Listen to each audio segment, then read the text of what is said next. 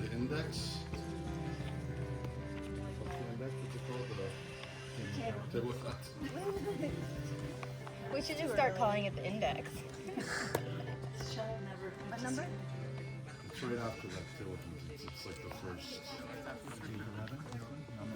Yes, page 11. Oh, morning prayers.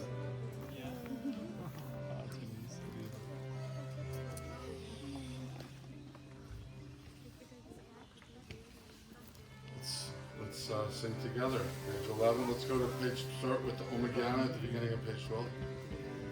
Om Gyana Tirandasya Gyana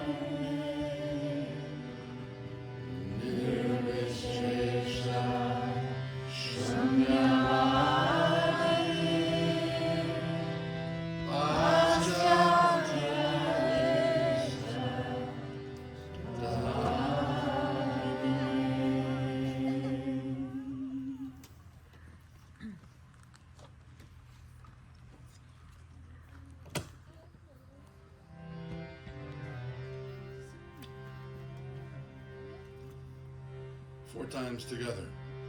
Jaya Gaura Bhakta-vrinda Jaya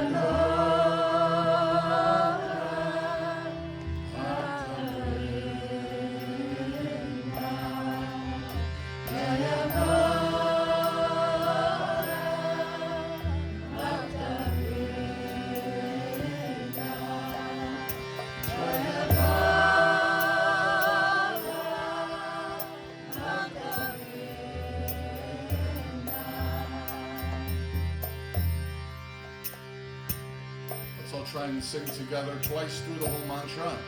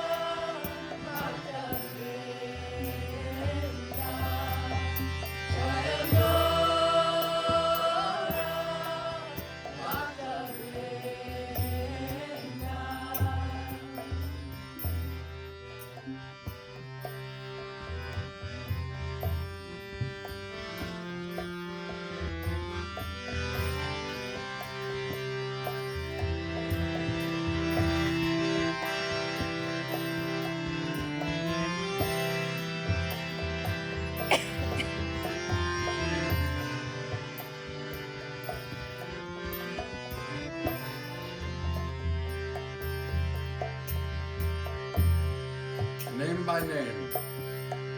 Let's meet this gathering of friends called Pancha Tattva. Everyone say Pancha Tattva. Pancha Tattva.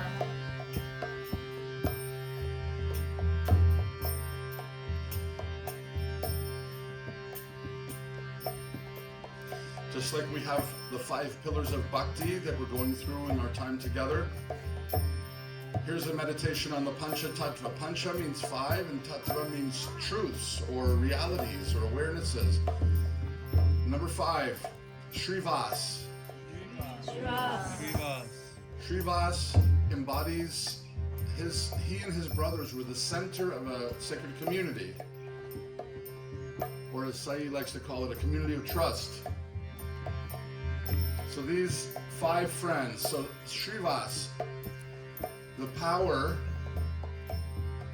a community built on faith, a community built on trust. Shrivas, number 5.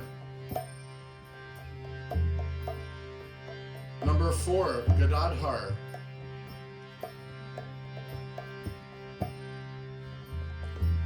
Having a heart that is on fire with love for God. Gadadhar.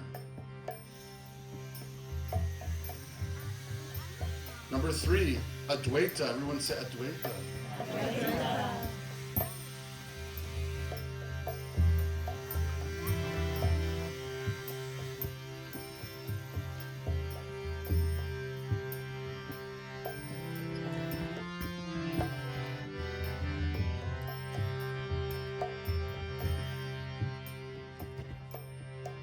Advaita. What does Advaita embody for you, Mom, in the Panchatattva?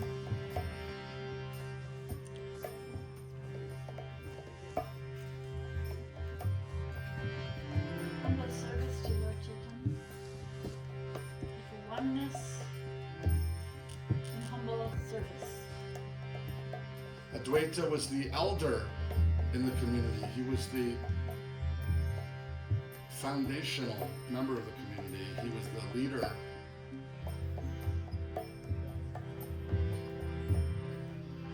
And we have number 2, Nityananda. Everyone say Nityananda. Nityananda was fearless in his expression for love for everyone and everything. Fearless love for all. Compassion. Fearless compassion. Fearless compassion.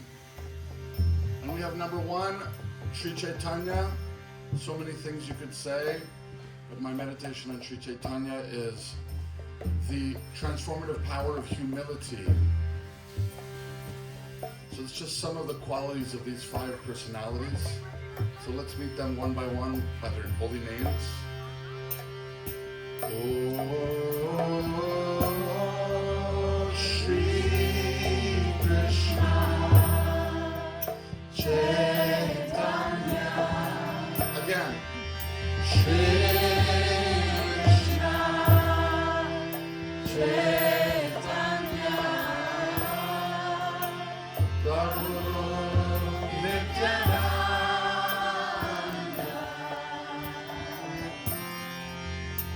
Prabhu Nityananda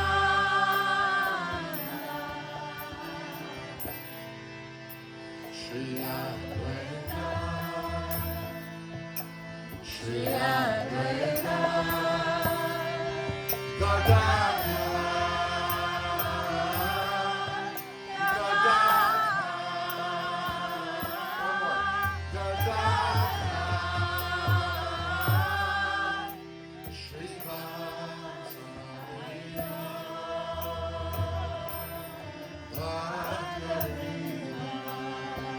Shrivas Adigo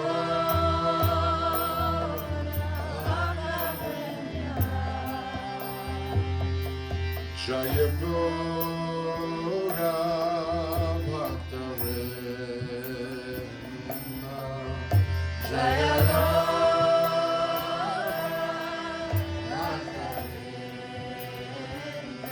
Again. Jaya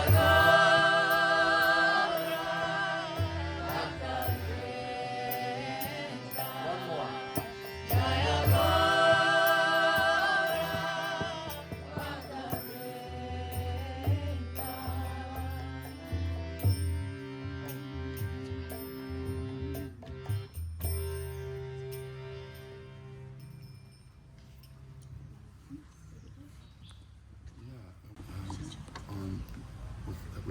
mantra, so why don't we introduce the theme and then I can Yeah. play some. Anybody remember any of the 5 pillars of bhakti? Sadhu Sangha. Sadhu Sangha, associate with holy people. Darshan. Including you, Darshan of the deities, because we have 2 types of darshan.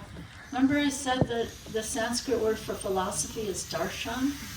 So seeing through the holy books is one kind of darshan, and then darshan of the deities of Krishna is another darshan. And darshan often is explained as being seen, not seen. Like showing up in all my brokenness, here I am before you, my Lord. You see me better than I see myself. Seeing and being seen together. Seeing and being seen. Yeah. More? Okay, holy name. Visiting the holy Dham. Visiting the holy Dham. So we have Sadhu Sangha, Darshan, holy Dham, chanting, and scripture, or darshan of the philosophy. Darshan by philosophy. Darshan is philosophy. Yes. So today we're going to be speaking about the holy name.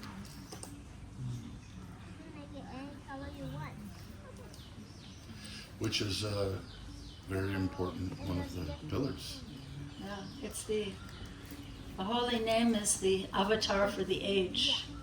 The holy name has descended as the merciful avatar for the age of Kali, when people are the most short-lived, the most forgetful, the most irritated, the most, all bad stuff. So, most merciful form, avatar, comes in the age when the people are the most degraded, depraved.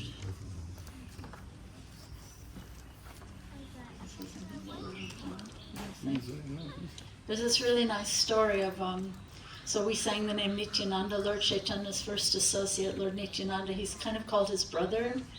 And so Lord Chaitanya sent Lord Nityananda and Haridas Thakur, who was the Acharya. I was telling Kiran, I was telling you about Haridas Thakur. So he's the Acharya of the holy name, came from a Muslim family. So just see the broad-mindedness. There was no sectarianism in Lord Chaitanya's movement. So Lord Chaitanya sent Haridas and Nityananda out to just give the holy name to people. And people in India are used to sannyasi or renunciates coming to beg at the door. So you would knock on someone's door and someone inside would yell out, well, give the beggar some rice, or give him some ashes, they're so useless, just give them ashes from the fire. But Lord Nityananda was so merciful, he would say, no, the only donation I want from you is please give me the gift of your own liberation. That's all I want, is your liberation. Chant the holy name. And then they would just like madmen just roll on the ground. And imagine somebody answers the door and they're just rolling on the ground. So this is the madness, mad compassion and ecstasy of Lord Nityananda. Just give me the gift of your liberation, that's all I want. So beautiful. When Srila Prabhupada first came to the West, he had never seen snow, right? And it happened to be like one of the harshest winters in New York, like in history. Very, very harsh winter. Came with this little rubber Indian shoes. 1965. Came in 1965. And as my mom had alluded to earlier, Prabhupada had begged a ticket on a cargo ship because he couldn't travel in any other way, but he was convinced that his guru wanted him to share this message of Chaitanya to the West. Because Chaitanya had given the order that his holy name should be spread to every town and village in the world. So it's interesting the way it's happening through the mercy of holy people. But, So Prabhupada was, he got to the West, he kind of got a foothold. Let me just add something about Sumati Maharaji. So this lady, nobody helped him. They're big industrialists in India with lots of money, and none of his godbrothers, nobody was helping him. And this one lady... No one took him, yeah, no one really took him seriously. They thought he was like a little, crazy. Yeah, he's gonna go to the West. He had been a successful pharmacist and had a successful career. And then they just kind of thought, like, he's like a pious guy who, now that he's older, he kind of wants to do pious stuff. And He's living in Vrindavan. Mostly people go to these holy places to die and never leave. So people were objecting, why is he leaving? He's supposed to be... play your role, do your thing. Do your Just kind of stay there and be an old guy. Yeah, so this lady, this one woman, Sumati Morarji, she owned a shipping company. And Prabhupada would just be sitting outside her office trying to get an appointment with her. Finally, he got an appointment with this big shipping magnate lady and told her he wanted... Who was a devotee of Krishna? She's a devotee of Krishna in his baby form, Gujarati lady. And so he said he wanted a free passage on one of her ships to come to New York. And she kept telling him no. So, she respected him as a holy man, as an elderly man. She said, There's an interview with her, and she's laughing, and she says, "You are too old." She tells him. yeah, she said, you will die there. It's too cold for you. It's too there." cold for you, and you will die. Yeah. So she kept telling him no, and he wouldn't. He was sitting outside her office, and he wouldn't leave. Imagine you're running a shipping business, and there's just this holy guy who just won't leave your office. He just comes there every day and sits in your waiting room. Finally, she's like, "All right, but I'll give you a return ticket, and whenever you want, you can come back, because it's not going to work." So in that winter of '65, Prabhupada, who was filled with faith and the vigor and the vim of sharing God's message with the world. He left when he was 69. He arrived, he was 70. I mean, if any of you are 70, you know what it kind of feels like to be 70. You don't exactly go to New York without a credit card or a phone, He had no 40, money. you guys know what chevrda is? It's like, depending on where in India you're from, they call it different things. It's like savory cereal snack. So he had that, and he had 40 rupees. Yeah, but actually Radhanath Swami found out something about the 40 rupees, because we always hear he came to New York with 40 rupees, which of course you couldn't change into dollars in New York. But what happened, he had 2 heart attacks on the boat. And when he got to Boston Harbor, he sent a telegram to his son in Calcutta that this is the type of Ayurvedic medicine he needed for his heart. And he wired him 40 rupees, which was the exact right amount to pay for this. So he actually came with nothing. And he sold a set of books for his 3 first... He had a trunk of books. This Yeah. was like his treasure. He didn't want to go empty-handed, so he sold a set of books, first 3 volumes, first canto, Srimad Bhagavatam. He sold them to the ship captain for $15. And Who probably bought them out of pity or something. Yeah, so he sold him, and that was what he became. So in that winter of '65, he would periodically go down and just check the return schedule. That's how badly it was going. It was just nothing. And he just to keep his options open. He was basically homeless and starving. Yeah. And he had a little typewriter, which was eventually stolen by his Janitor in the morning. but very tough, You question like. There's this one story of him standing in line at a grocery store in New York, and he's got a few vegetables, and he comes up to the front of the line, and In America, New York, right? New York, and he's telling the cashier, "This is too much. In India, this would only be so much." And she's like, she's got a whole line behind him, right? She said, like, "Here's your total," and he said, "I'll only give you half." and he's saying, "In India, it would only be so much." So this is not India. The whole line of irritated New Yorkers behind him, right? And so finally, he was so insistent, she took money out of her own purse to pay the difference. So and he was helping.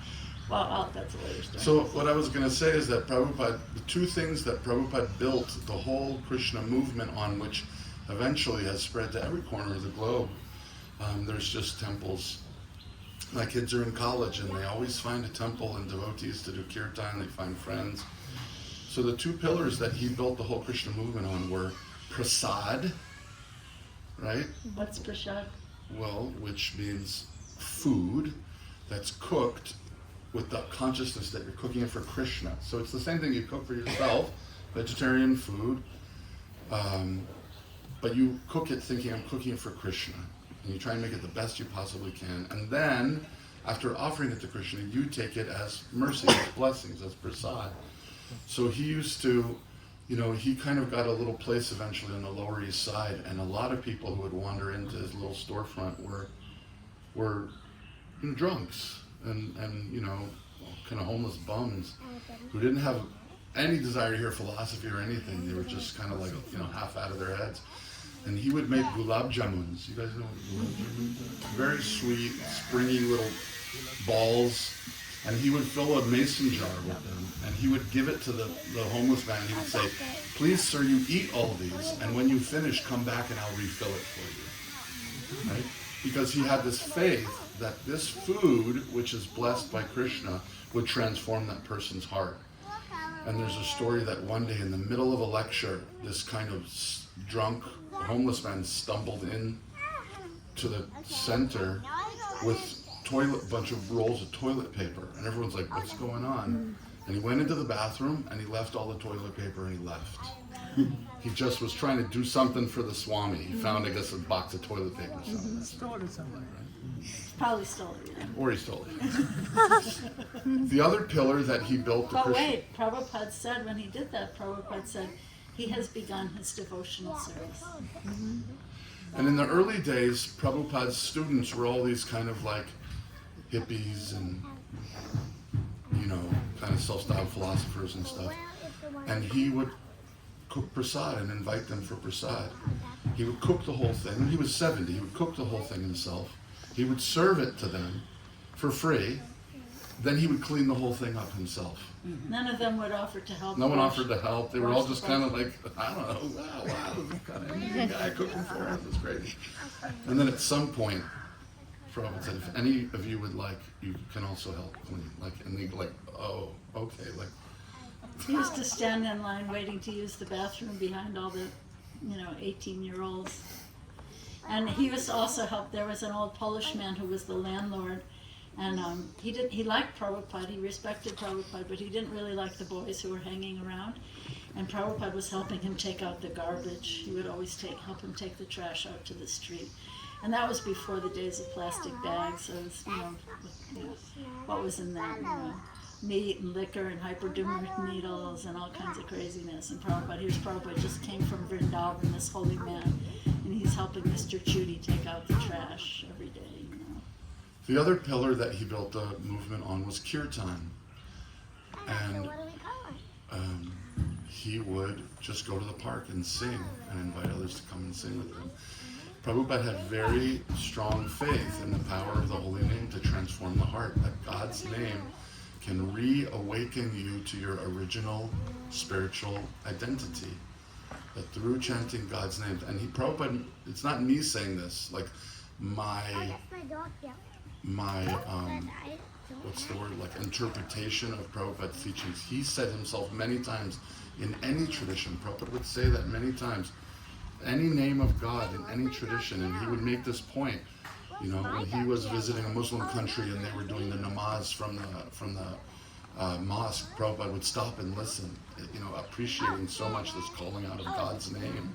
In any tradition, if you sincerely chant God's name, you will regain your original spiritual nature. You will discover who you are. So these two pillars built everything. Everything came from that. And so today we're speaking about the holy name, and I wanted to start with a song and a story in Washington, D.C. So this is a song that I wrote for my wife, but I also wrote it kind of in the mood of the James Taylor, Carole King song, You Got a Friend, that song? And I see it as kind of like Krishna singing the song to us, like to encourage us, if you understand. So, it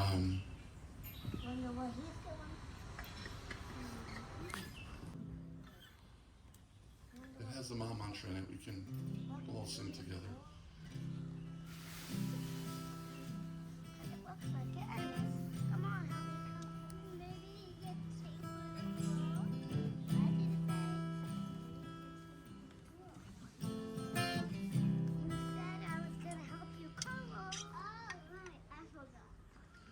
Well, you've chosen the life of a sailor, my dear. With each rolling wave, new adventures appear. But if I neglect to speak of the storms that creep up behind like the devil, I'd be lying. You know life on the sea is as blessed as it's cursed. The warmth of the sun turns so quickly to thirst.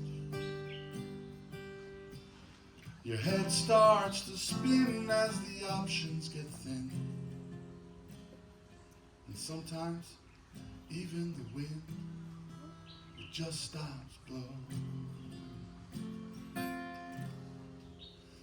So I wrote this song for you, to remind you of what's true, to keep your boat sailing straight and true. These words can see through. When times get tough and the seas are rough, this song can be like a compass to guide you through, oh, oh, oh, to guide you through.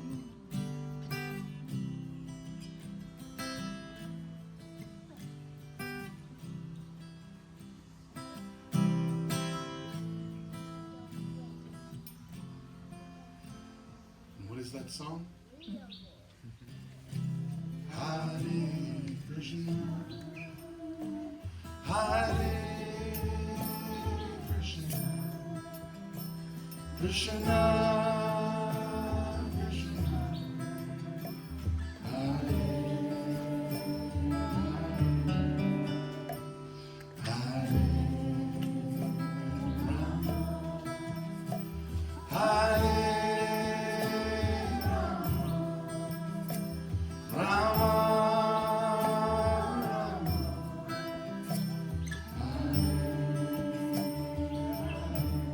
everyone.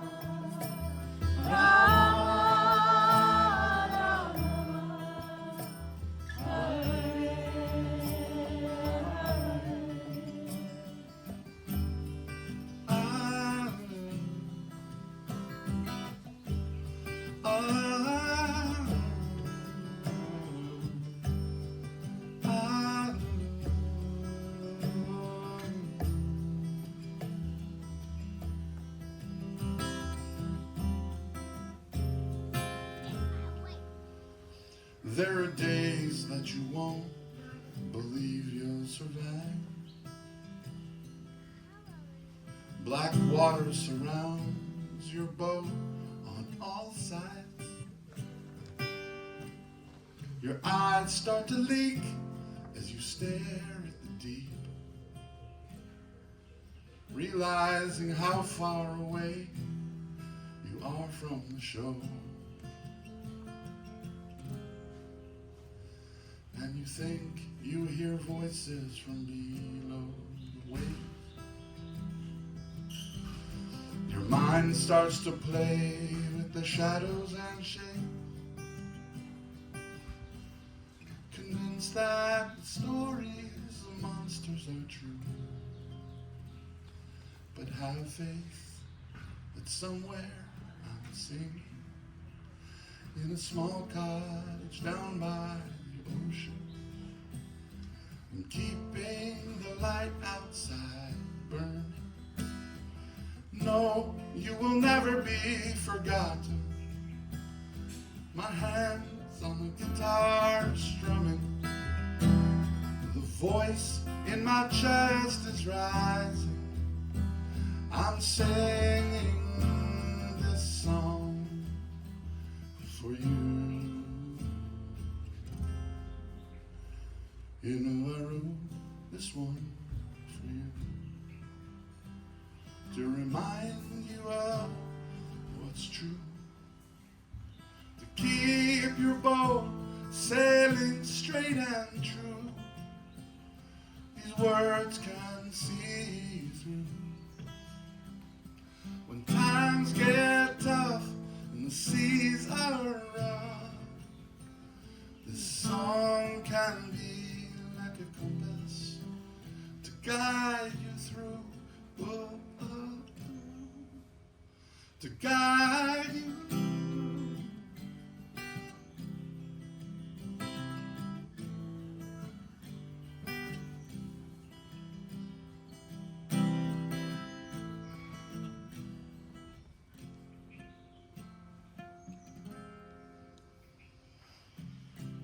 Hare Krishna, Hare Krishna, Krishna Krishna, Hare Hare Rama, Hare Rama, Rama.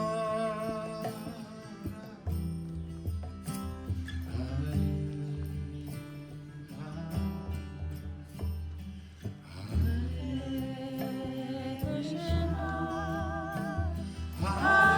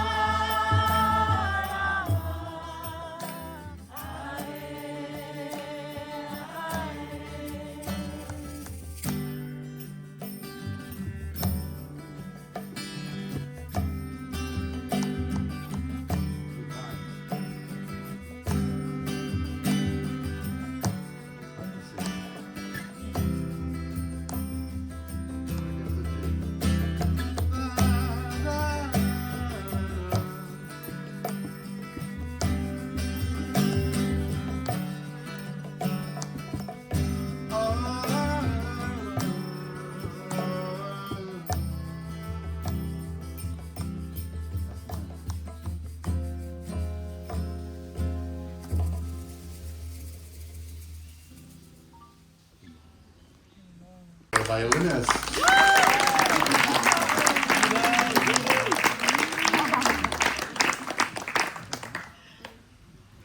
Violin guru. It's a type of a guru. Here's a nice verse from Lord Chaitanya. This is quoted from the Chaitanya Charitamrita, actually 2 verses. He says, raising my hands, I declare, everyone please hear me. String this verse, the verse is, be more humble than a blade of grass, more tolerant than a tree, ready to offer all respects to others, not seeking honor for yourself. He says, string this verse on the thread of the holy name and wear it on your neck for continuous remembrance. And then he says, here's another one, he says, without love of Godhead, my life is useless. Therefore, I pray that you, my Lord, accept me as your servant and give me the salary of ecstatic love of God. That's page 33.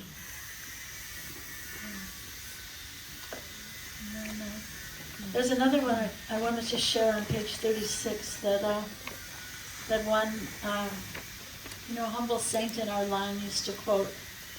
It's kind of an unknown source, but he used to always say this. He's speaking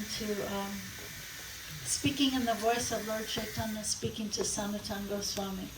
And he says, hear me, Sanatana, kindness to all living beings, taste for the holy name, and service to the holy people, the devotees. Apart from these, there is no other religion.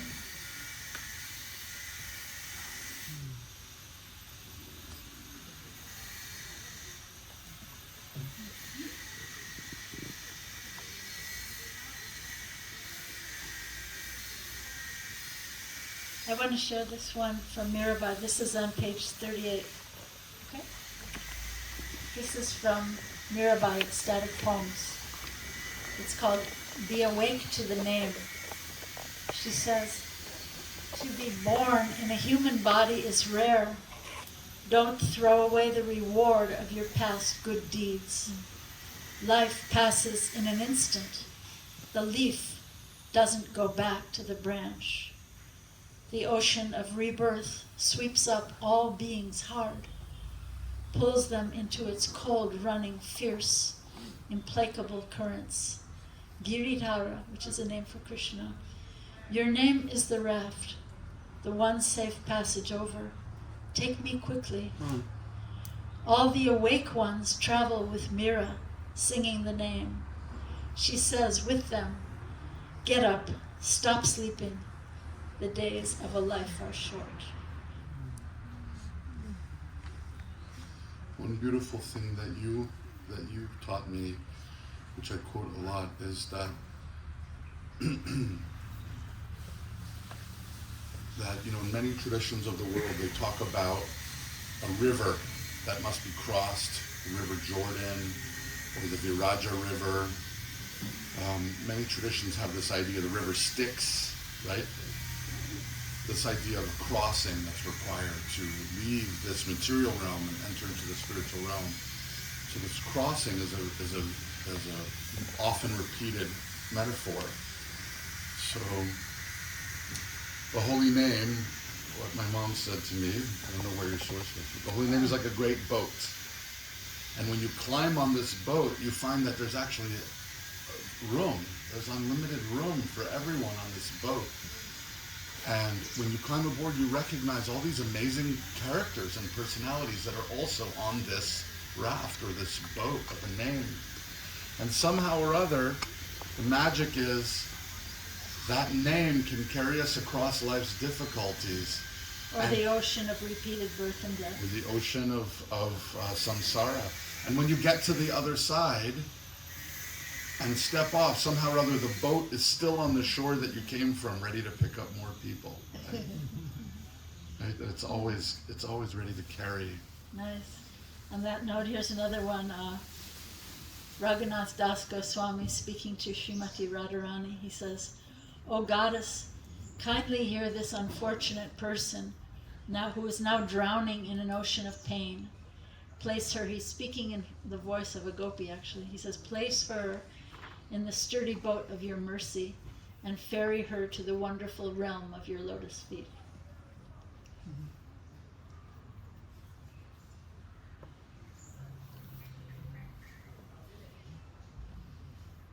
So I asked my mom once, why do we count when we chant?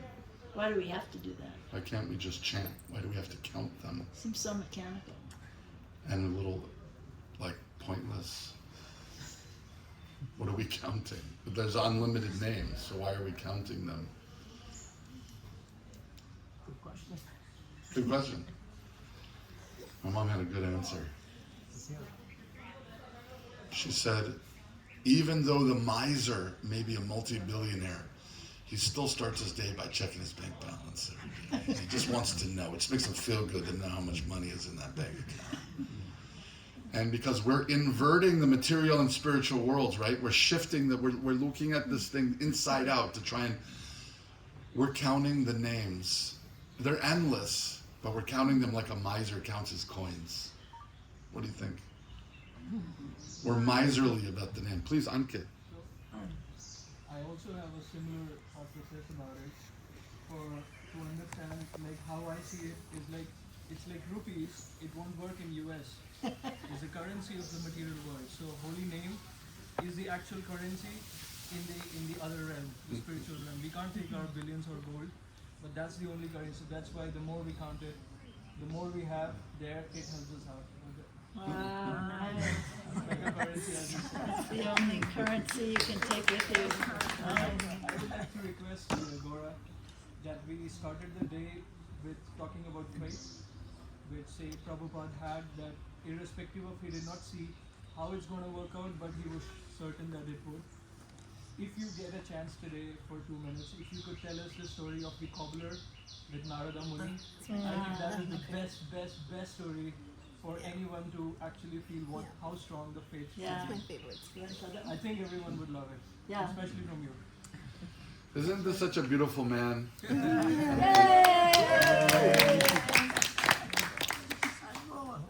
The world just sees an investment guy. We met bathing in the Ganga together. You know, And where? Rishikesh? in Rishikesh. And then we became fast friends, and we would go to cafes and we would just discuss Radha Krishna. And I trusted him with the two-wheeler. Oh my God. Tell that? Sure. Yeah, go for it. Maybe tell it. Narada was up with Lord Narayan, hanging in Vaikuntha. This is a story. This is a story about faith. I guess I'll tie it to a question that I'd like to circle back to, because it's very important for me that we're taking something away from these times together, right? This is precious, very precious time. All of you are very busy and important people, and every moment is very precious. We all know this, but I heard this recently. When you become a multi-billionaire, there's only one thing that you can't have. And everyone agrees on this. It's like a thing. If you work with billionaires, there's only one problem a billionaire ever has: time. There's just not enough time. They have the resources to do anything, but there's just not enough time. And so they're constantly trying to grab whatever moments they can and schemes to maximize every moment, because it's running, it's fleeting. So these times are precious. So this session today on the Holy Name, I would love for all of you to leave today just totally ready to invest energy in the Holy Name. That it's a valuable thing to do, to recite the Holy Name, to sing the Holy Name, to repeat the Holy Name. And I'm saying this in a lot of ways to try and help convince myself. I don't want to pretend to be a holy person who has faith. Like I struggle every day with my japa. Even this morning we were surrounded by beautiful people, beautiful place. The sun was slowly rising, the soft murmuring of mantras around us, the sound of birds cooing. It was so sweet, it was so nice. And my mind is just going everywhere. And I'm like, where's the taste, for chanting? So these, we only have a few days together, So I would love for all of us to leave today's session going, the holy name is so precious. It's become one of the highest priorities in my life. And I don't know how to get us there, but that's my hope for today. So, Can I read something about faith? well, I just wanted to tell this story quickly. Yeah. So this is about faith. The story is about faith, and it's about simplicity of heart. Yes. My mom mentioned that story that Radhanath Swami, came to this place in Vrindavan, and there was a little boy there who was just looking at him, This place, where we looking are at right now. Richard, young Richard, not this Richard, another Richard, Radhanath Swami. And he was looking at him, and Radhanath Swami, he told me once this beautiful thing. He said, sometimes I long for the old days when I didn't know anything. And I would just come to a place and my eyes would just be looking that something happened to Radha and Krishna here. I don't know what, but something magical happened here. And that just simplicity of heart. He says, some days I yearn for that, those times. So here he was at this temple, not knowing anything about anything, what's going on. And this little boy's looking at him and looking at the picture, looking at him, and he says, this is our God. My God. My God. And somehow or other, it was just the medicine Radha Swami needed. And he's like, he's my God too. I'm with you. He said, this boy had a certainty beyond faith. Certainty beyond faith. Faith is funny business. So here's a story about faith. Narada, this amazing celestial being who we'll speak about a little bit in the concert. Transcendental spaceman. As if that makes it any more clear. I have no idea. I mean, what does that mean, Mom? Transcendental He space. flies around to different planets singing the holy name. In this, he's transcended the rules and the laws of this world. He just floats around, and he sings all the time. So he was traveling, and he came across a very strict, very sober, very serious Brahmin. And he came from a high-class family, and he did everything right, and he would bathe multiple times a day, and he would perfectly recite all the verses, and he had his hair shaved just in the right way, and his clothes, perfectly appointed.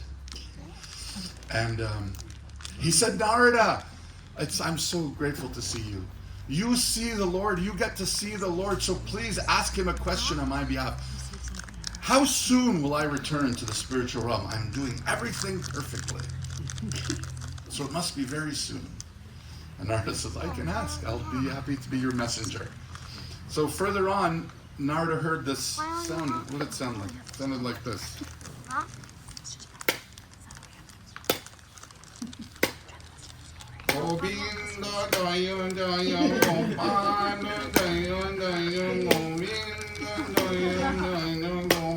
Right? So what is this? And he goes, and there's a cobbler. You know what a cobbler is? It's an old word for a shoe repairman. The guy who makes. Like a dessert. Makes. I know, right? I was like, Oh, this was a human cobbler.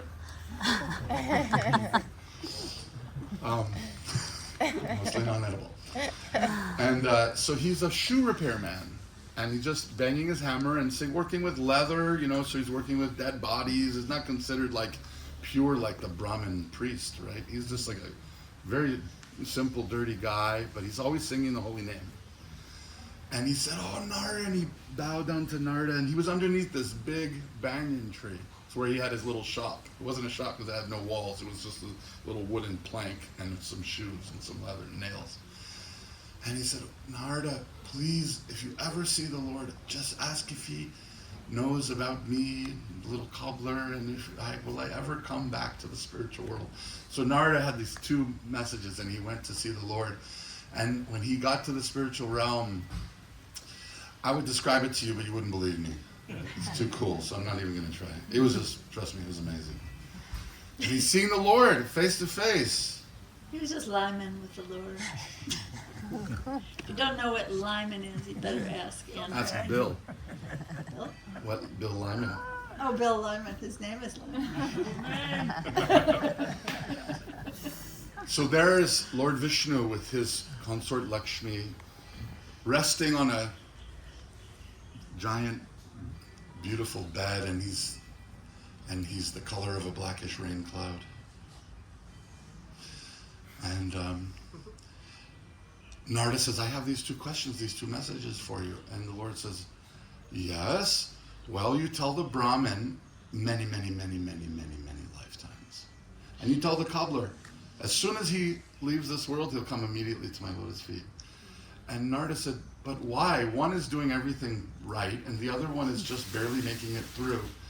And the Lord said, I'll tell you how you can understand this. He says, when they ask, you tell them what I was doing, that I was threading an elephant through the eye of a needle.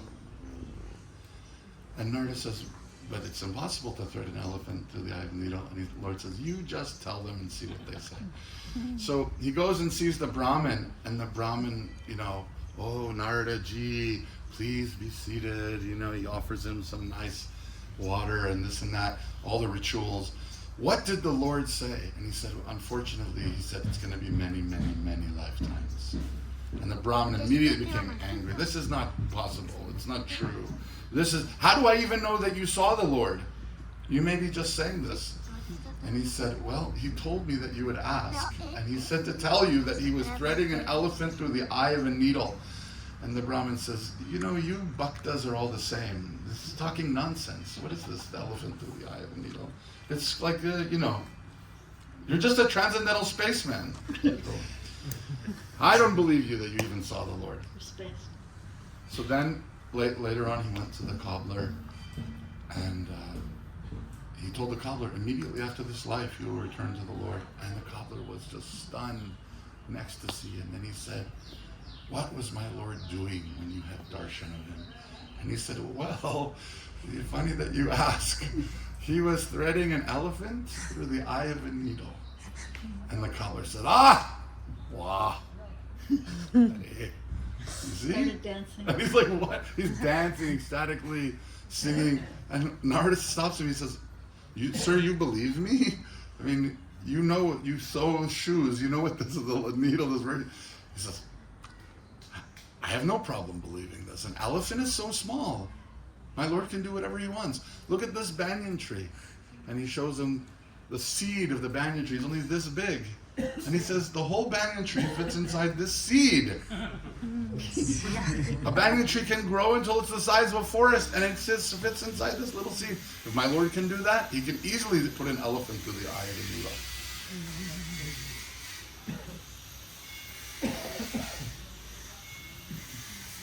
So I think what's important, and I know that this is a discussion with cultured people, and I think that this issue of faith does tie directly into the chanting of the holy name, because why would repeating a sound open your heart and reveal a spiritual realm beyond the ability of your eyes? Why would that make any sense? It's like kind of a little illogical. It seems overly simplistic. But at the same time, the logic of the cobbler, which is a logic of love, is also sound logic. The banyan tree does fit inside the banyan seed. We have a name for it, and so we think it all makes sense. We were talking about autorhythmic fibers. Who were we talking? I was talking to somebody about that. Do you know what causes the heart to beat? The actual beating of the heart. The beating of the heart. It starts somewhere in the region of the heart. And do you know what causes that beating?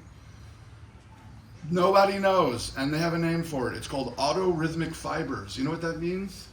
It just does it. That's what it means. I mean, and then it'll stop. Why did it stop? There's no chemical change. The autorhythmic fibers stop automatically rhythmaking. Is what they did. Why? We have a name for it. Someone had said this recently. I think Andrew said this, that Prabhupada would make the point, everyone has faith in something. Mm-hmm. Even for example, in the early days of electricity, no one wanted electricity. They were afraid because they knew what electricity was. They were afraid the whole town would burn to the ground. People didn't understand how to harness the energy in a safe way. So all of the wealthiest people refused to get their houses electrified. It was just, they didn't have faith.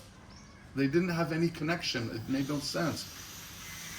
So the one thing that I wanted to mention, and maybe Mom, you can speak about this, is that Sri Chaitanya describes it that what it does is by chanting the holy name is it cleans the heart.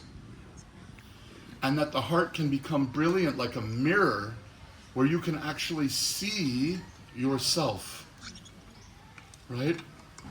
If you look at those old mirrors in like museums and stuff, or some old like abandoned place, it's become like dusky and smoky and you can't really see clearly. So what is it about the holy name that, why do all the saints and all the traditions, I mean, it's so repeated in so many of the traditions of the world.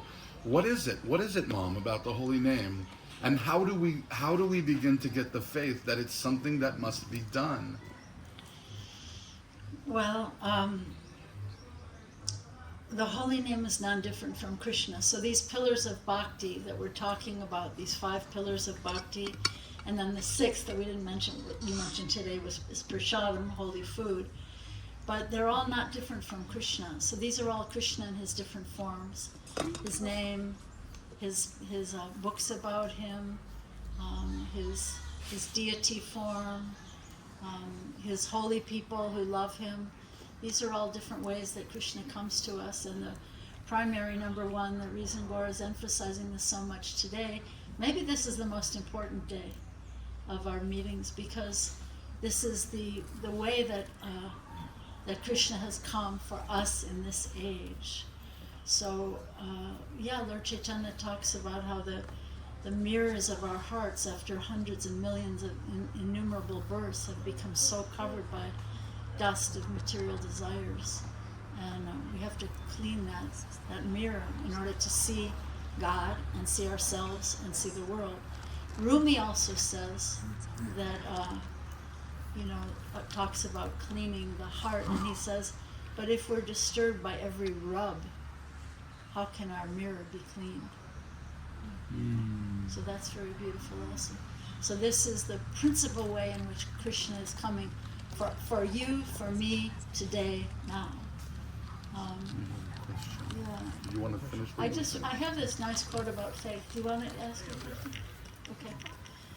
I want to respect the violin guru, because this is a very important type of guru. You've heard of Diksha Guru, Siksha Guru, violin gurus. Okay, so this is a nice piece about faith from one of Prabhupada's beloved godbrothers, Bhakti Raksha Shidhar Maharaj. So he says, just as the eyes see color, this is on page 36 if you want to look at it. Just as the eyes see color and the ear perceives sound, only by faith can we perceive the spiritual world. Only faith can see and feel it. The supreme reality cannot be perceived with any other senses. Faith is the real function of the soul, and that is awakened by the agents of Vaikuntha, that means the spiritual world, the saints. By faith, one's association with saints increases, and by this transaction, the culture of reality takes place. Perceiving spiritual reality is the function of the soul. So even if we feel like, I have no faith, then, at least do it theoretically, right? Just like be there and place yourself in the realm of these agents of Vaikuntha, these saints who tell us how important this is. So we may have, what does Jesus say, faith the size of a mustard seed? And we have even just faith the size of how big is a mustard seed? So at least if we don't have faith, at least we can believe those who have faith are telling us this is important for you right now, for me. So, yeah. My question is, so there are 2 ways I could envision chanting the holy name. One is with an internal. Sorry, Actually have a. You thought this was just a cobbler's hammer. So my question is about. So there are 2 ways I could envision one were to chant the holy name. One is with kind of true internal devotion to the Lord and to Krishna, and I can absolutely see how that is this. I guess my question is, if your intention is not, if you're just kind of thinking about what you're going to have for breakfast, or you're just kind of walking around, or you're just saying the japa or whatever, or you're just trying to get through the counting, is the idea that the name in and of itself has power, even if the intention is not directed kind of towards the Lord? It'd be good to That's understand. right. The name in and of itself has power, and by practice, just like when you're playing violin, when your tiger father used to hammer you to practice the violin, and you really did not want to practice the violin, you wanted to go play baseball or whatever they do in Trinidad. But your father, like Mozart's father, he knew if you practice this, what was it? He said he made you practice 5 hours a day. So that was rough, but somehow some taste. After you got through that, and you were on your own, there was some taste, and you did it your own way, you made it your own. So by practice, it's like, you ever drive a car in the mud, and you get these grooves in the mud, and you can't get the car out? In Sanskrit, it's called a sanskar. So that there are these grooves in the consciousness of what we've been doing again and again. This is the way I do it, it's the way I always do it, these are the things I believe, these are the things I do, these are the bars I go to, these are the friends I hang out with. Those are sanskars, or grooves in the consciousness. So by chanting the holy name, by having a daily practice, by showing up, I'm calling it a sadhana, practice of gratitude. It's like I show up, and that's love. That's the beginning of love. It's a seed of love. Like I think of T.S. Eliot, who said, we begin at the beginning. You begin at the beginning. And then you come back and you see it with new eyes. The 4 quatrains. So we practice and we show up, and the practice becomes more, just like, we know people train for the Olympics, right? And the swim team and the violinists, all the people who train, whatever they train, the practice, they become expert by practice. So, the saying, how do you get to Carnegie Hall? Practice, practice, practice. Well, it's like kind of a joke, but you took the joke somebody's walking on the 34th Street in New York. And Excuse me, sir, how do I get to Carnegie Hall? And the guy says, practice, practice, practice. But, so you got it. Yeah, the holy name in and of itself has power that is inconceivable to us. Hare Krishna, welcome. It's inconceivable power. We can't see it, we can't taste it, but we can believe it because we're hearing it from people that maybe we have a light mustard seed size faith in. Like we see someone like Radhana Swami or other holy people, and we see, well, this person has a little faith. I don't have that faith, but he says it's good, so maybe I should try it. Before you ask your question, one interesting thing about growing up in the Krishna movement was my mom's generation was really fanatical. Yeah. And in fact, I hope we're in a safe space, right? So not that long ago, I said to my mom and dad, do you guys have any friends? Like, do you ever just relax and go do something with friends? Like, they're always so mission driven. It's like, we're going there to serve the temple. We're going there to do this thing, to teach this thing. Like, it's like, what about friends? You have friends, And they were like, friends? They have friends, but they're friends who they've worked with and they've served with, or they, Of course he's exaggerating, but... Name 5.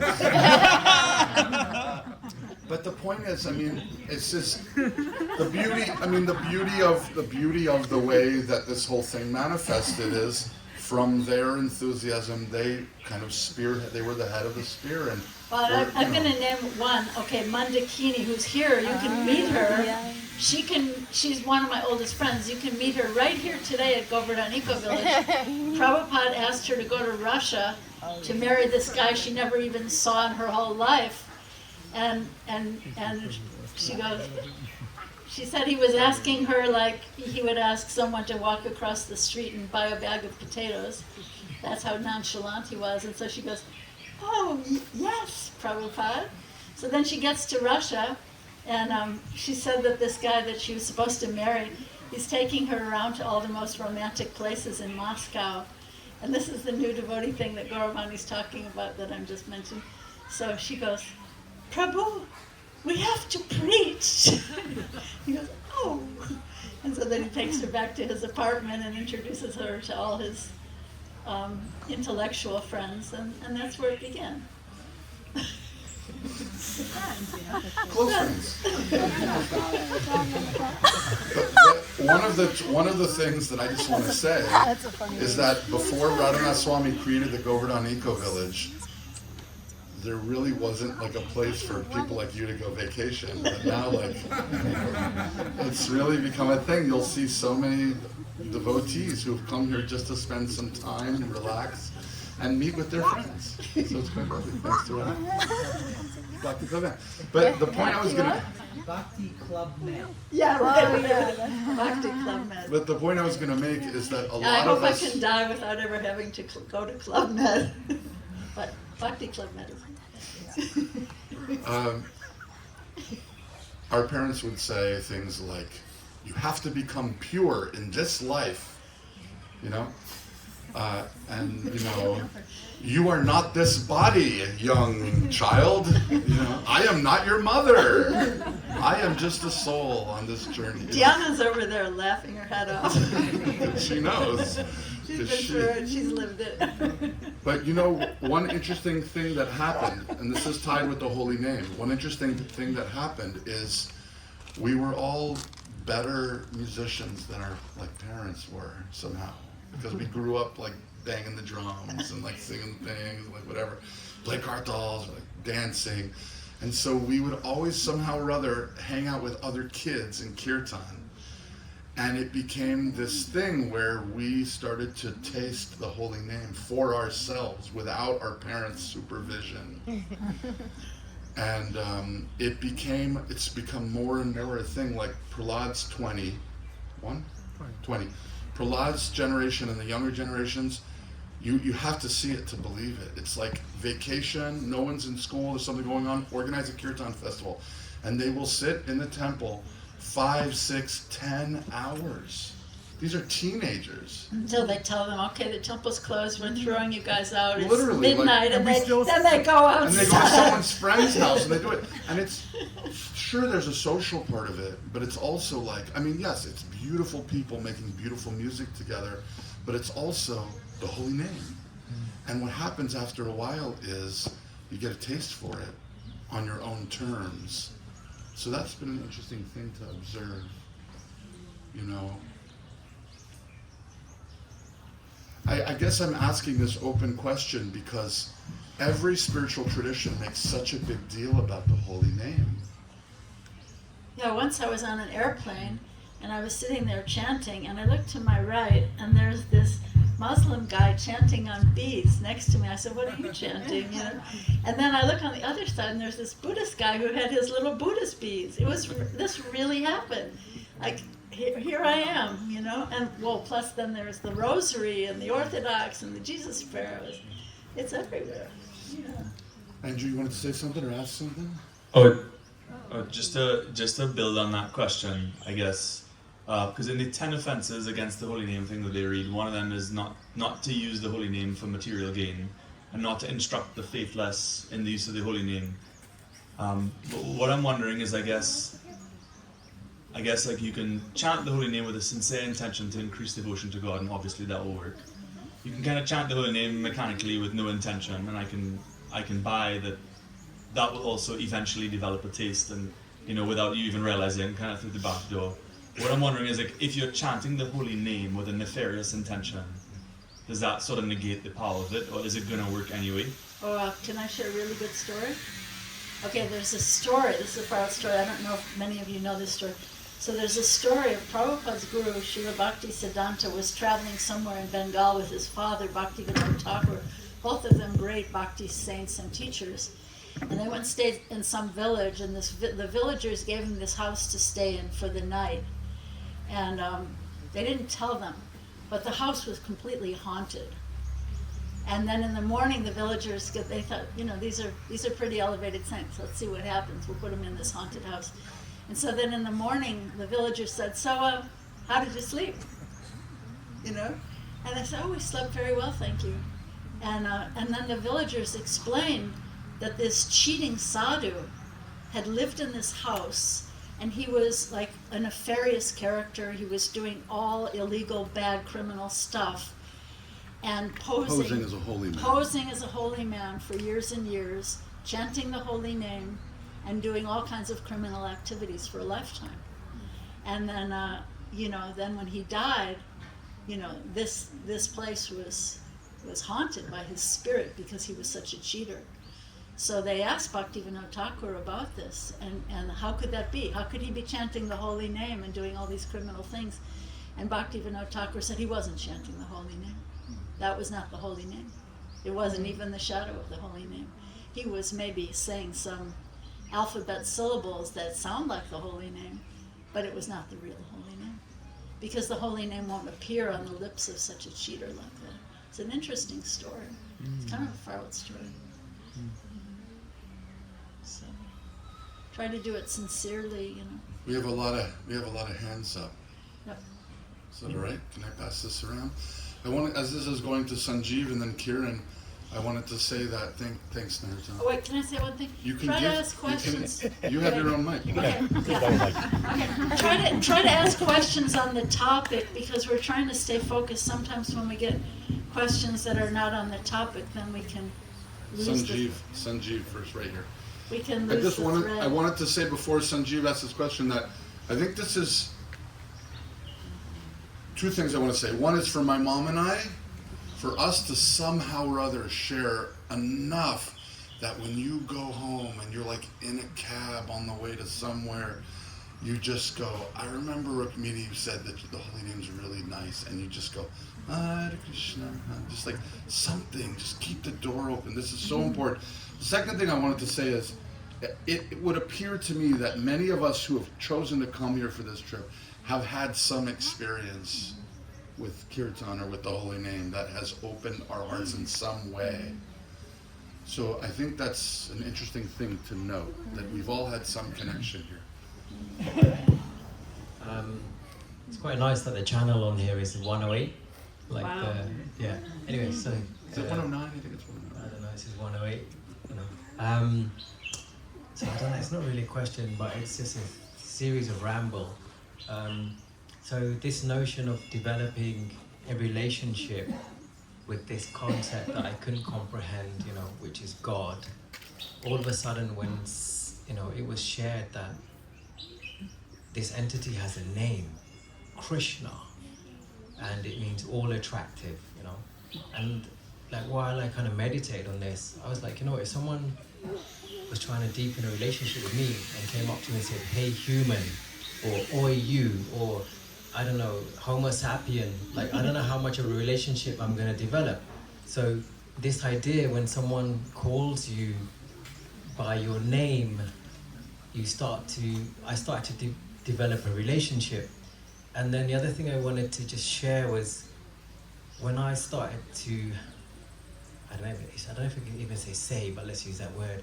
When I started to say this name from my heart instead of from my mouth, that's when, this idea of this mirror or kind of shedding dust, from the heart. So what I wanted to express is, can you maybe share something about what does Krishna mean for those people that just think, okay, Krishna means God, and this idea of personal, like this personal relationship with, the divine or Krishna, from my understanding, which is a large part of Krishna consciousness. So anyway, just some ramble to share.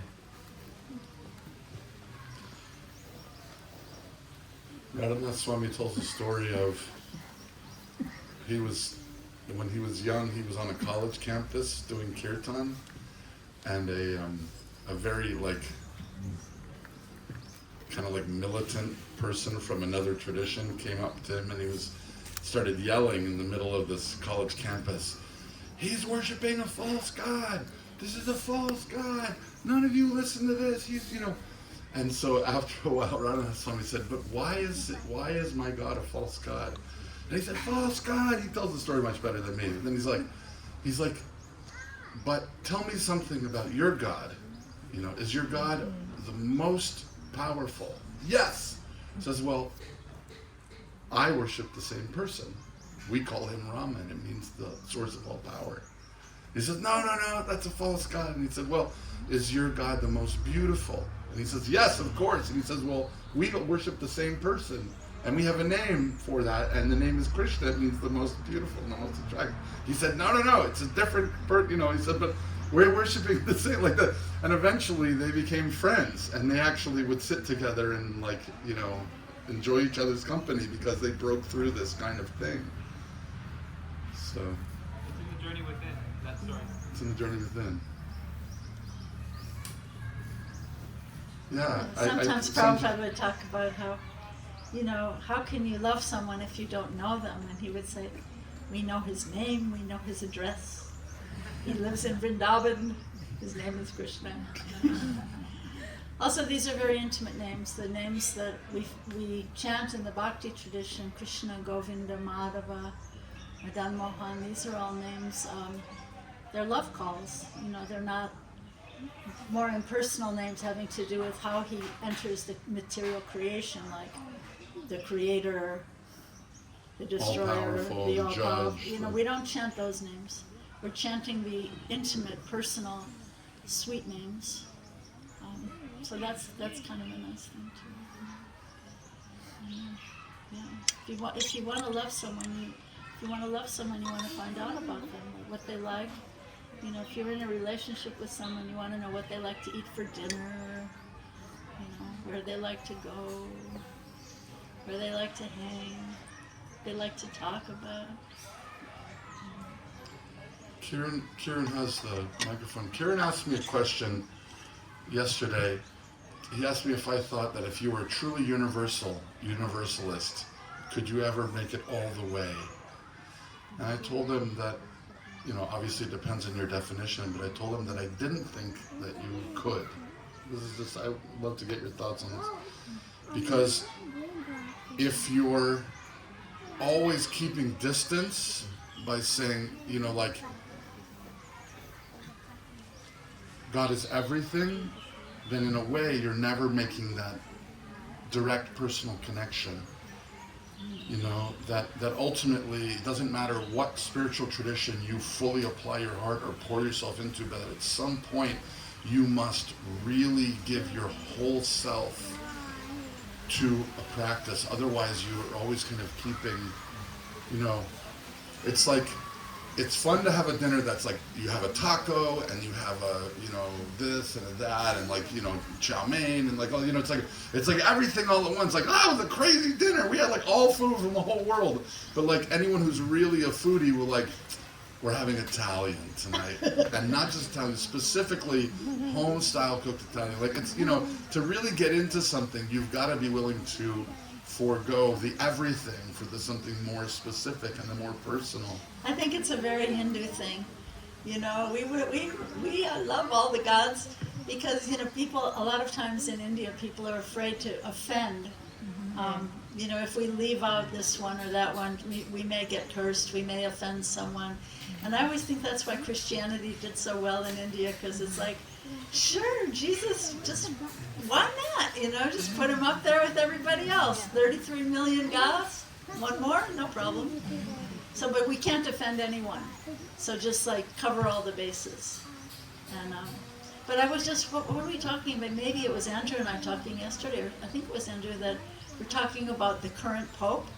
He recently made this amazing statement that he said, and he named them. He said Hinduism, Buddhism, Islam, they're all just worshiping the same God in different languages.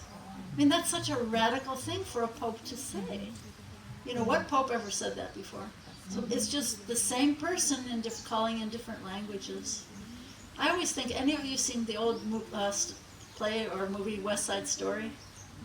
If you're from New York, or anyway, I always think of that guy, you know, just running down the streets of the west side of New York, you know, just calling out, Maria, Maria, Maria. You know, that's it. That's love. You know, he's calling her name. It's not just hey baby, hey some baby, someone, some girl. That's Maria. Sorry. Well, I have about 100 follow-up questions to that one, but I will save those for after because I know this is meant to be focused on the holy name.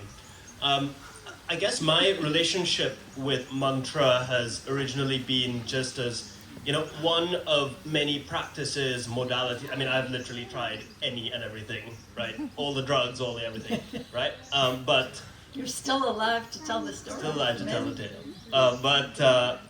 But yeah, so how I have used mantra has been to sort of interrupt that monkey mind, if you will. So let's say, all right, I get into an argument with someone and tell them something terrible. And then I leave, and afterwards the voice in my head starts going, oh my God, you're horrible. I hate you. You're terrible. How can you do that? That's terrible.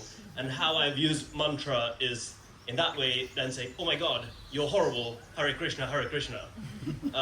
Sort of thing is how I've used it as a modality in that way.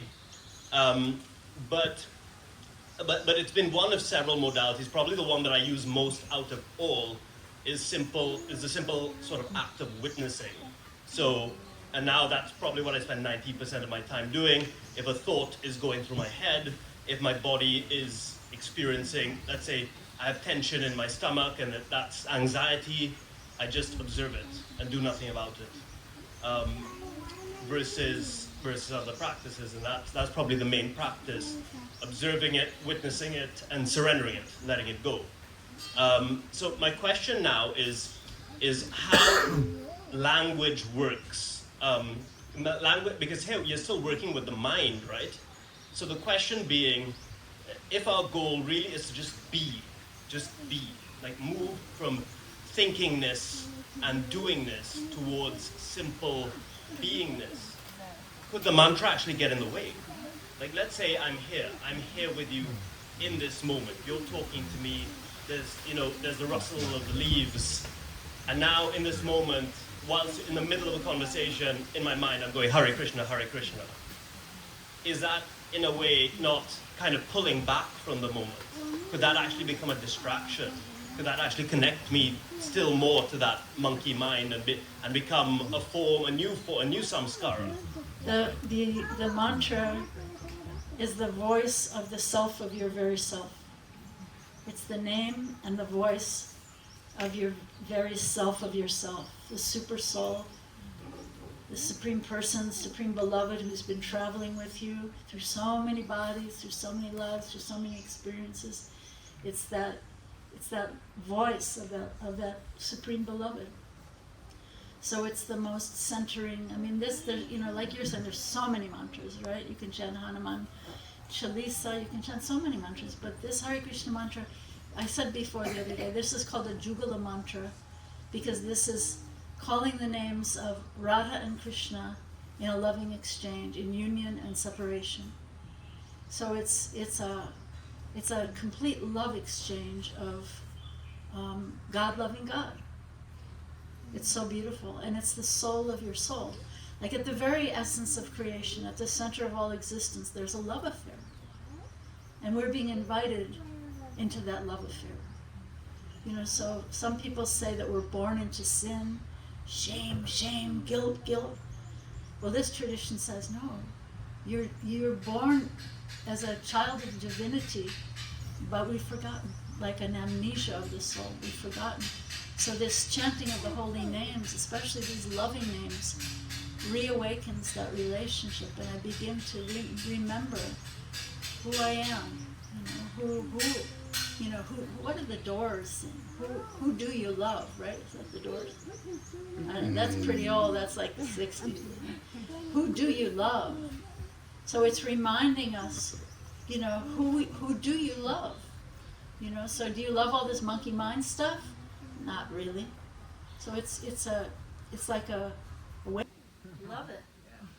I also have a little surprise. I wanna ask Matt to sing a little surprise song for us in a moment. Okay? That's okay. We've been doing this. It's like you know, everyone's been bringing their talents and poetry and song. We have amazingly talented people here. And then hopefully, if we're not in a rush, off for lunch. Hopefully, Krishna Priya can lead us in a little kirtan, and I'll play drum for you maybe. Okay. He loves doing errands for this Royal Opera House concert.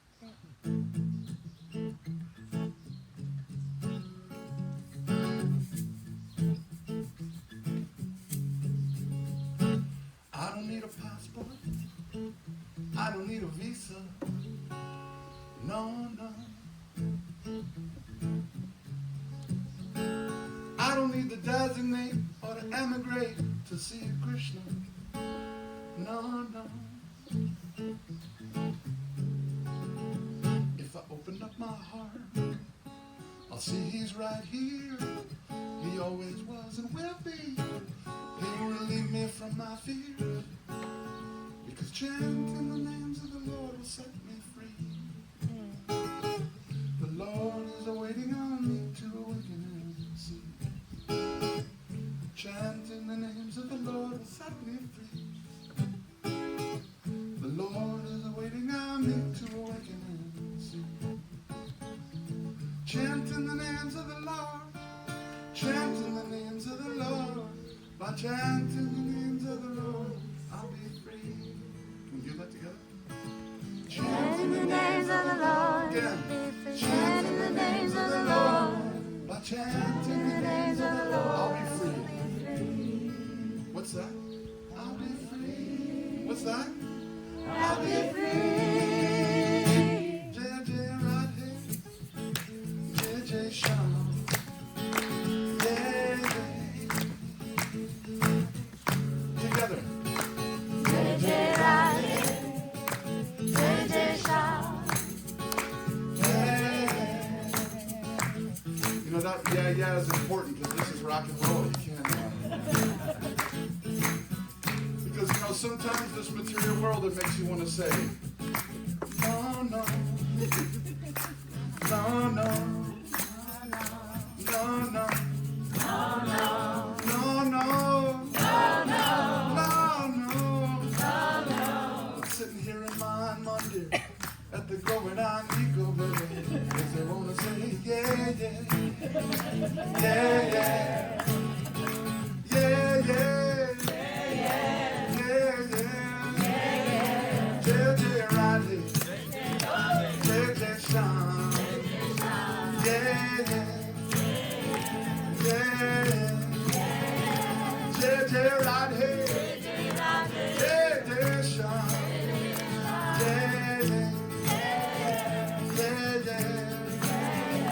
Jaya Shri Shri Shri Vrindavan Dham. Shri Shri Shri Vrindavan Dham. Jaya Shri Shri Shri Vrindavan Dham. Jaya Shri Shri Shri Shri Vrindavan Dham. Listen up. I don't need a love-in. Please come in. You're all welcome to come.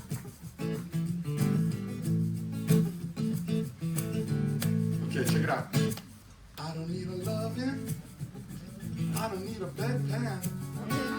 No, no.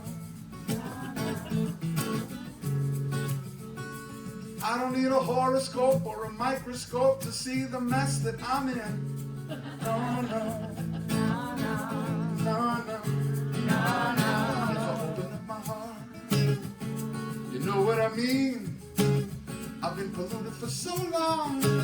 Now here's a chance to get clean. Because chanting the names of the Lord has set me free. The Lord is awaiting on me to awaken and see. Together. Chanting the names of the Lord set me free. The Lord is awaiting on me to awaken and see. Chanting the names of the Lord. Chanting the names of the Lord. By chanting the names of the Lord.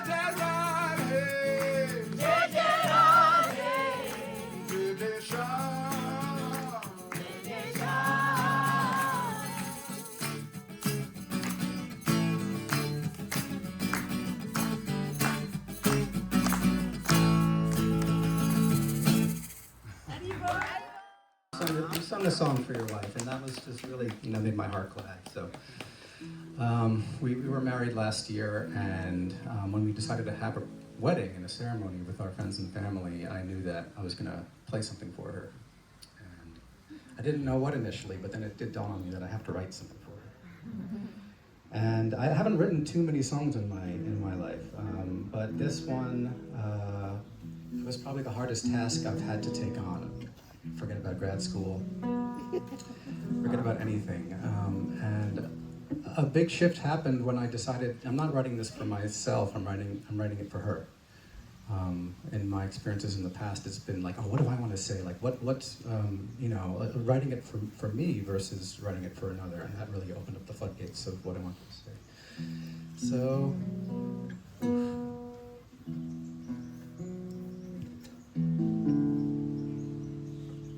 this song is called "To Have and to Hold."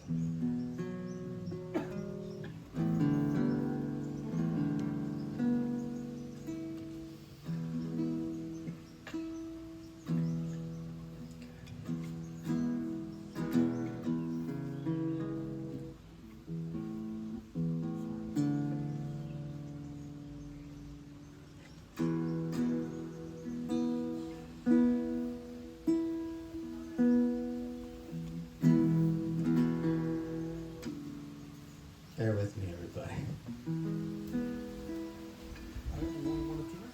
I'm good. I'm good. Thank you.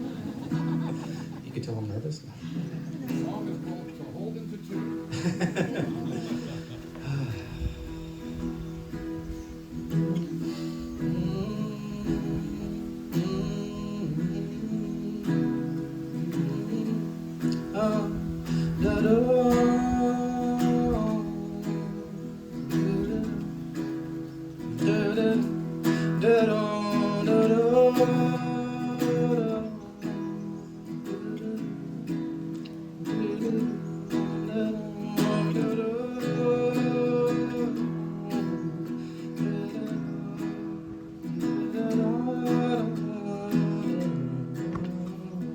Hey, little darling of the world,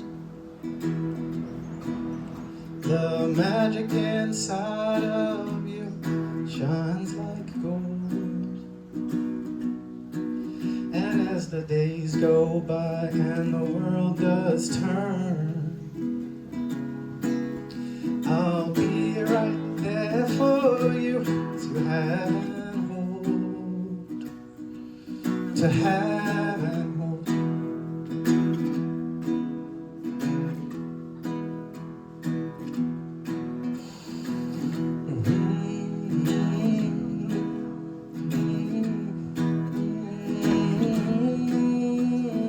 Hey, little darling, I've observed you, a force of nature to behold, and for you, my love, it burns. Your love, it gives me strength and makes me bold. And there's nothing that we can't do, there's nothing that we can't say. No matter what tomorrow will bring, for you I'll be there at the end of the day.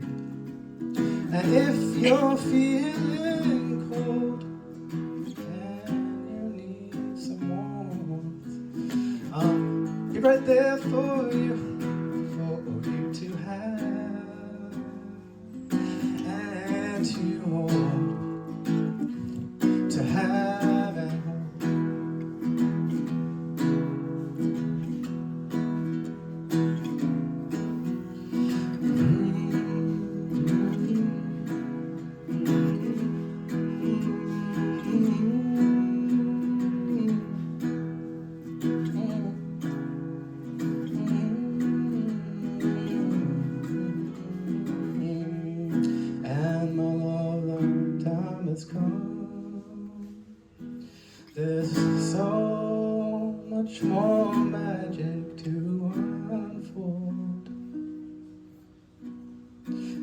the days go by and the world does turn, I'll be right there for you to hand hold. There's nothing that we can't do, there's nothing that we can't say. No matter what tomorrow will bring, for you I'll be there at the end of the day. I'll savor your love and light, bright as a marigold.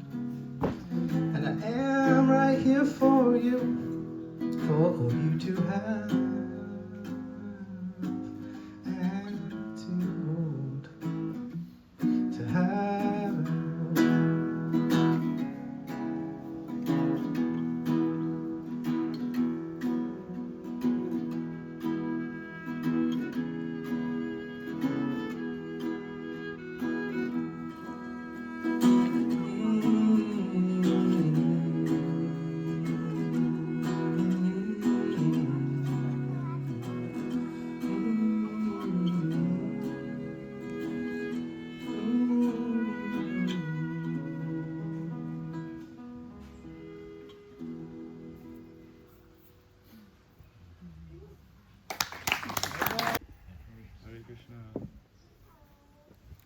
I think I'm also feeling called to offer an original. And I'll try to work some mantra into it. If that's okay. You do you, sister.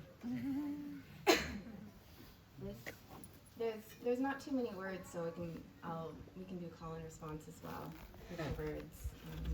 Maybe I'll do one line, and then I'll stay with you until you pick it up, and then maybe just sing along with me. Okay. Sorry.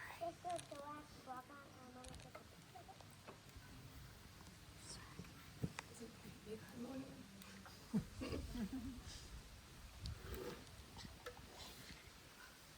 Mama, do you think a picture of how holidays compare to you?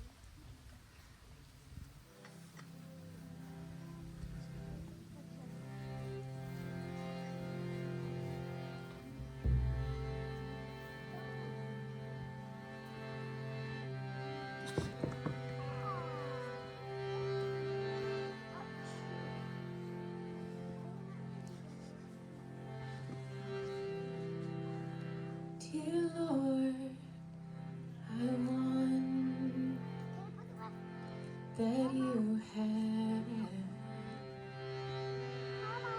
all of me.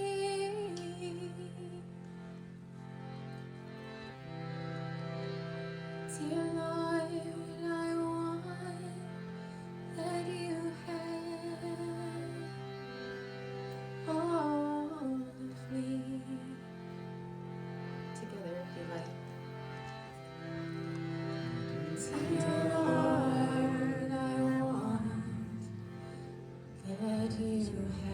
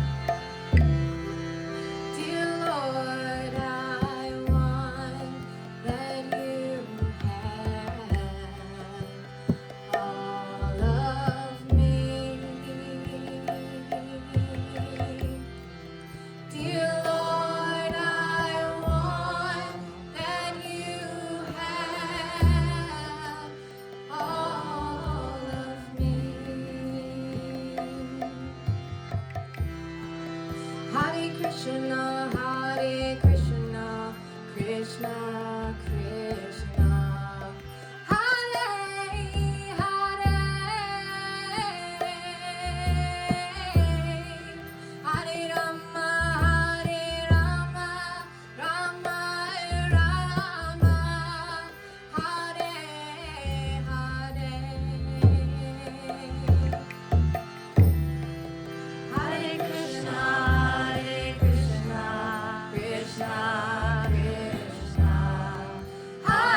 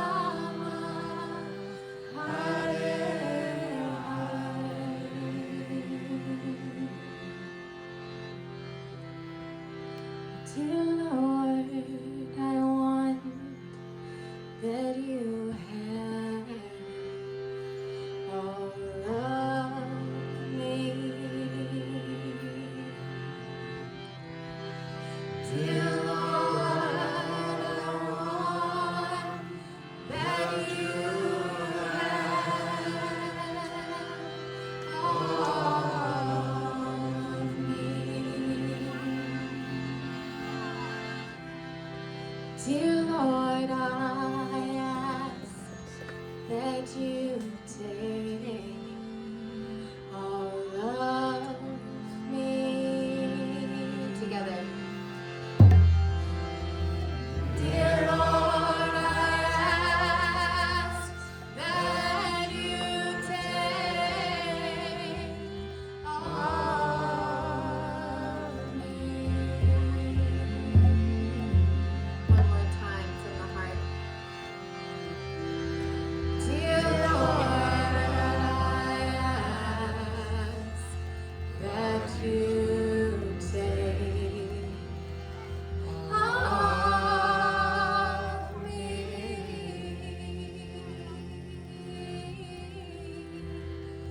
Dear Lord, I ask that you take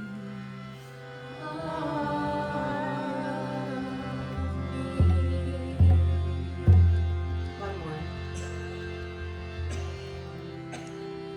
Dear Lord, I ask that you take all of me.